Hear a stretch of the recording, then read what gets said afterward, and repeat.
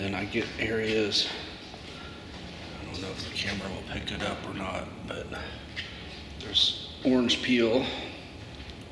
When you're sanding out your orange peel or other imperfections, I prefer to do hand sanding and do it wet sand, basically where I'm either drizzling water over it the whole time or at least got a spray bottle and spritz it frequently to keep it wet. Final step for me is the 3000 grit.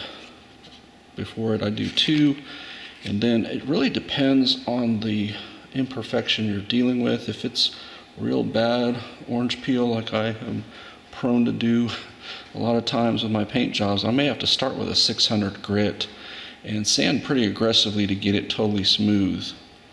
If you sand only halfway, you'll be very disappointed with the final result. So go ahead and give it more of a sanding than you think you need.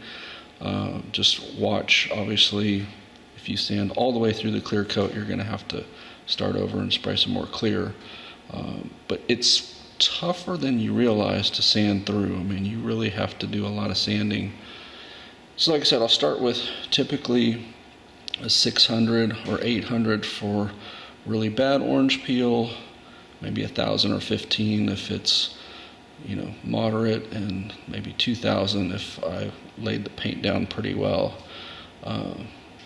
But then I just go up from there. So I try to go no more than double, so 600 to 1200 to 2000 to 3000, or 800 to 1500 to 2000 to 3000, that sort of thing. I don't typically skip the 2000 step, so even if I did 1500, I still will do 2000 and then 3000.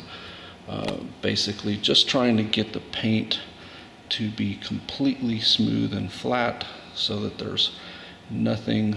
Basically what you want to see is when you pour water over it that it looks shiny, and then you know you're ready for your compound and polish.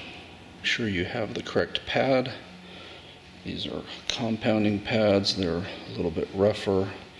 You see the Meguiar one is thin compared to the polishing pad is thicker. And then the foam ones, the polishing pad is softer than the, you see how squishy.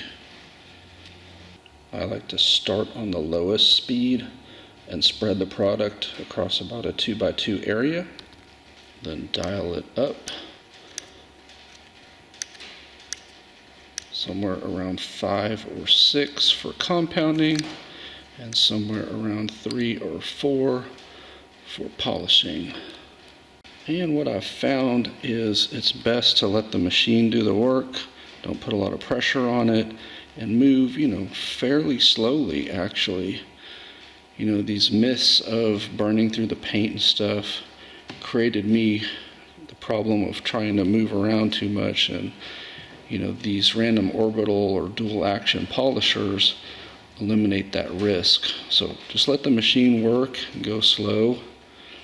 And I even do, you know, probably 50% overlaps, and sometimes I'll even go back again and, you know, this sort of pattern or whatever.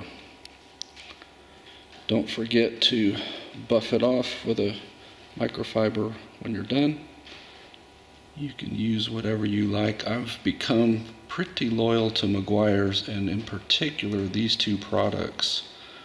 These are meant for the dual action polishers, and like I said, if you let them do their work, you know, move the polisher slowly, they seem to do a great job. As long as the paint is fully cured, which for most applications is going to be about a month after you're done with the polishing step, go ahead and hit it with some wax or sealant. This one seems to do a pretty good job. Again, I pretty much like all the Meguiar stuff. There are other brands I use from time to time. I'm more of a price shopper rather than a brand shopper, but these Meguiars seem to be great bang for the buck. If you want more professional results, you're going to need some 3-inch and some 1-inch. Obviously you'll need a backing plate or a special tool that can fit that, and that way you can hit all the little areas that you can't get with the 5 or 6-inch backing plate. An air tool, dual action polisher. My biggest problem with the air one is speed regulation. It's not very easy on here to set a certain speed and know what you're getting. Whereas with the electrical one, I know that speed 1 and then 2 and 3 and 4, 5, 6 and so on are very consistent. Whereas on here, you're basically kind of regulating with the trigger or trying to change with the air pressure, but it's very difficult to get this one to be a consistent speed that you want it to be. That's how you get rid of your orange peel.